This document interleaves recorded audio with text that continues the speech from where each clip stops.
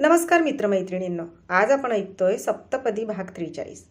मागच्या भागात आपण पाहिले हर्ष आणि मंजिरीने एकमेकांना आपल्या प्रेमाची कबुली दिली।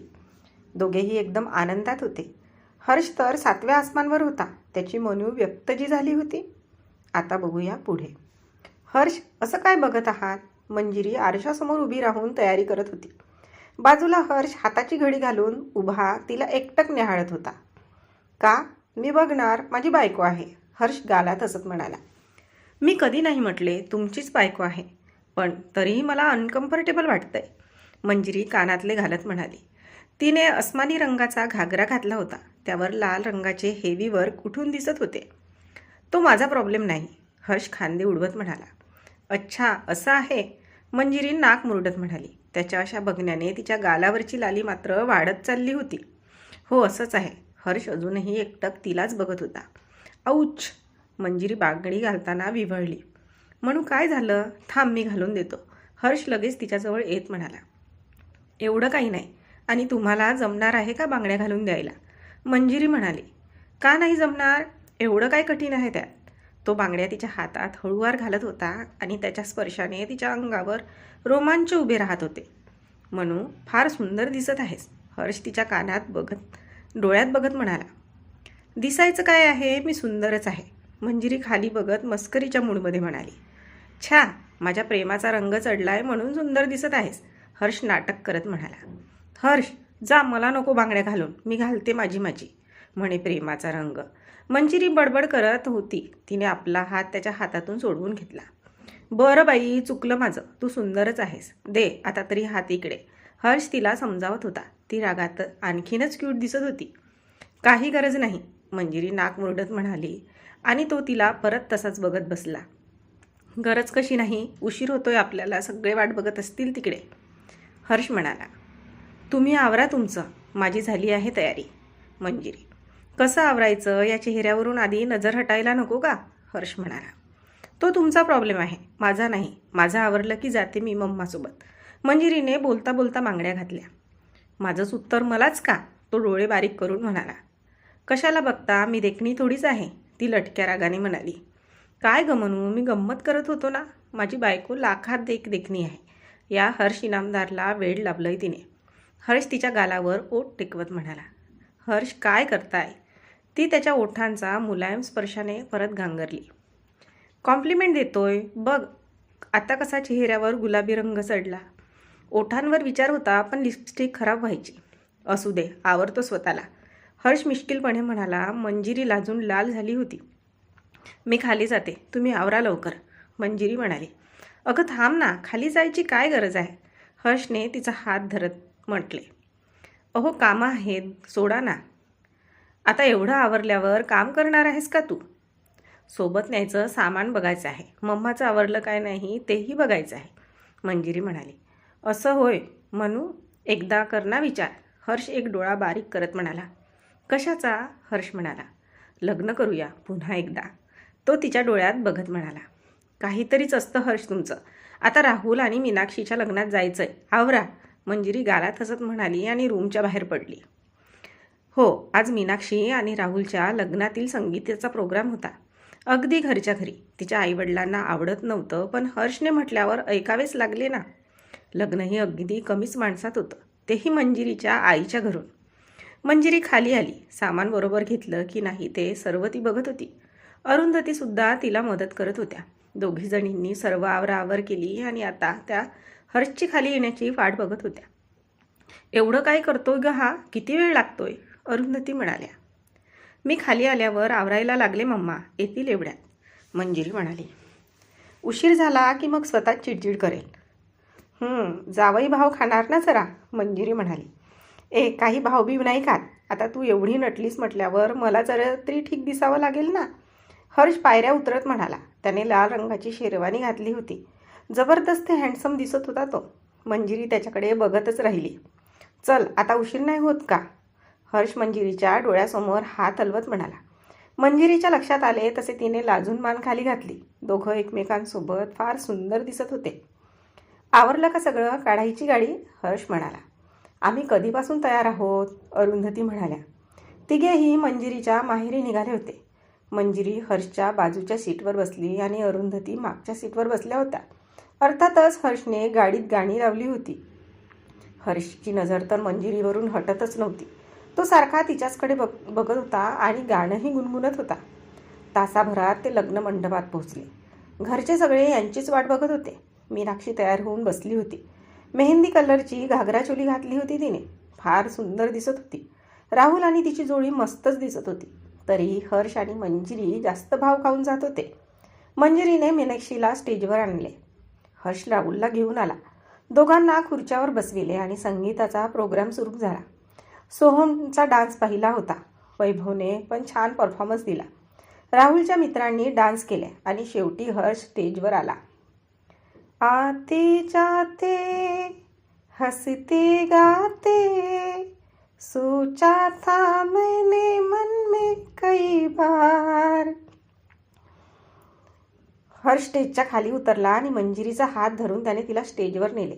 तीही हर्षमध्ये हरवून डान्स करत होती. गाणं संपलं तरी दोघं एकमेकांच्या डोळ्यात हरवले होते. इकडे सर्वजण टाळ्या वाजवायला लागले तेव्हा दोघे भानावर आले. मंजिरी धावत आली, खाली उतरली आणि माधवीजवळ येऊन बसली. हर्षने राहुल आणि मीनाक्षीला डान्ससाठी उठवले. अनिकेतराव आणि अखिलेशराव हॉलमध्ये नव्हते. बाकी सगळेजण मात्र भरपूर आनंदात होते. सुजाताताईच्या डोळ्यात समाधान दिसत होतं. लेक आज मानाने सासरीजी चालली होती. संगीताचा प्रोग्राम संपला. आता थोडा वेळ रेस्ट करून मग हळदीचा कार्यक्रम होणार होता. येलो थीम होती सगळ्यांसाठी. मीनाक्षीने पिवळ्या रंगाची नऊवारी घातली होती. हातावर रंग चढलेली मेहंदी, नाकात नथ, चेहऱ्यावर लाजेची लाली. ती फार आनंदात दिसत होती. नवरी अगदी शोभून दिसत होती. चेहरा ब्लश करत होता. मंजिरी ही नवी वधू दिसत होती. पिवळ्या रंगाची नेटची साडी घातली होती.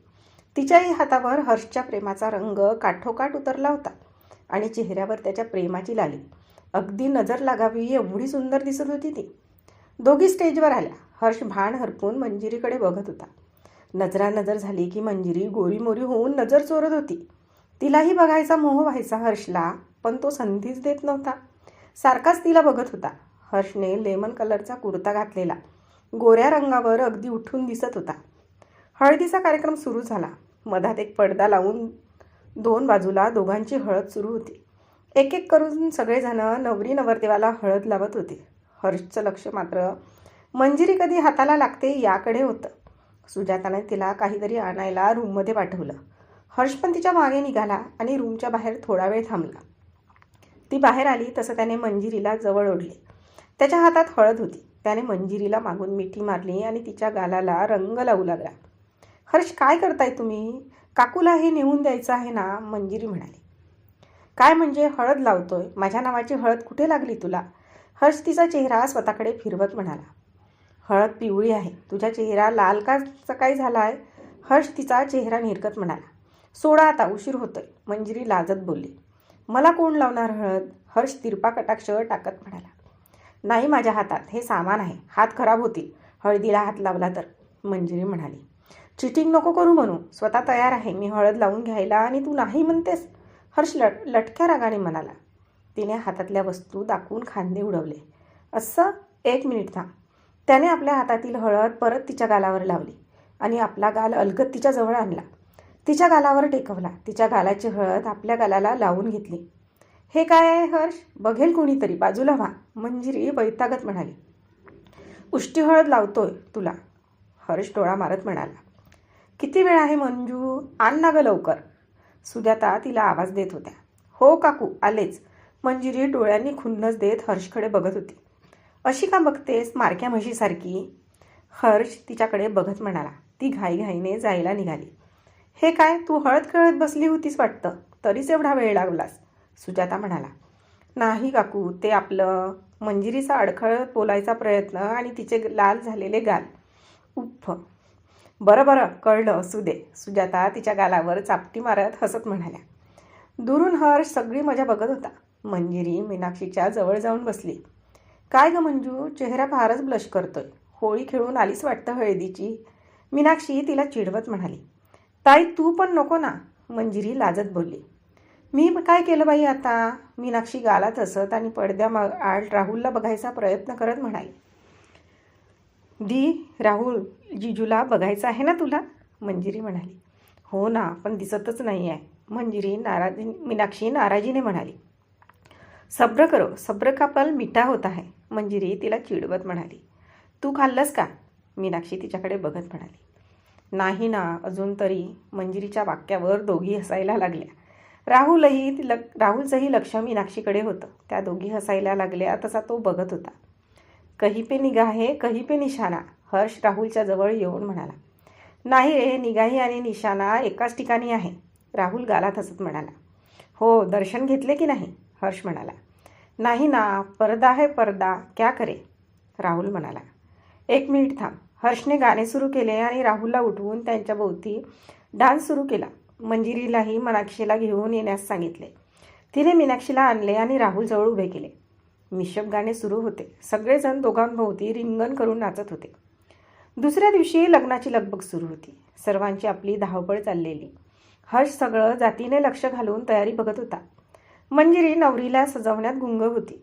हर्षला सकाळपासून मंजिरी नव्हती दिसलेली. तो तिला बघण्यासाठी तळमळत होता. मीनाक्षीच्या रूमबाहेर गिरीटे घालणे सुरू होते. पण मनू काही त्याच्या नजरेस पडेल तर. त्याने कॉल करून तिला बाहेर बोलवलेच. ती दिसताच त्याने मंजिरीचा हात धरून तिला बाजूला ओढले. ती पडणारच होती. हर्षने तिचा हात खांद्यावर घेत तिला सावरले. फारसा मेकअप न करताही ती फार सुंदर दिसत होती. आम्ही आहोत म्हटलं इकडे, वैभव घसा काकरत म्हणाला. मंजिरी लाजून आत पळाली. आता काय बायकोला बघायचं पण नाही का? हर्ष तोंड बारीक करत म्हणाला. मी कुठे काही म्हटलं जिजाजी, चालू द्या तुमचं, पण मला त्या रूममध्ये जायचं होतं. थोडं मला जायला जागा मिळेल तर बरं होईल, वैभव म्हणाला. याला पण आत्ताच जायचं होतं, आतापर्यंत कुठे गेला होता? हर्ष बाजूला होत पुटपुटत म्हणाला. मुहूर्ताची वेळ जवळ आली होती. राहुल मंडपात आला होता. मीनाक्षीला बोलवण्यात आले. मंजिरी तिला घेऊन मंडपात आली. लग्नविधींना सुरुवात झाली. सुजाता आणि अनिकेतराव यांच्या चेहऱ्यावर समाधान दिसत होतं. सोहम, वैभव दोघेही खुश होते. मीनाक्षी आणि राहुल यांचं तर एकत्र संसार करण्याचं स्वप्न पूर्ण झालं. ते दोघे खुश होतेच. हर्ष साहेब मंजिरीकडे बघण्यात गुंग होते. मंडपात सगळेजण हर्षला चिडवण्याला लागले होते, पण त्याचं मंजिरीवरील प्रेम बघून आनंदही होत होता. इकडे लग्न सोहळा पार पडला. सर्वजण नवदाम्पत्याला शुभाशीर्वाद देत होते. तो सोहळा उरकला. आता वधूवरांचे फोटो सेशन सुरू होते. राहुल आणि मीनाक्षीची जोडी सुंदर दिसत होती. भरपूर फोटो काढून झाले दोघांचे, फॅमिलीसोबतही. लग्न सोहळा संपला. मीनाक्षीची विदाई झाली. ती आता राहुलच्या घरी निघाली. एक सून म्हणून मीनाक्षीच्या नवीन आयुष्याची आज सुरुवात झाली होती. तर आजचा भाग इथपर्यंतच. भेटूया पुढच्या भागात लवकरच. तोपर्यंत आमच्या या भागाला लाईक आणि कॉमेंट्स करायला विसरू नका. आणि अजूनपर्यंत आमच्या चॅनलला सबस्क्राईब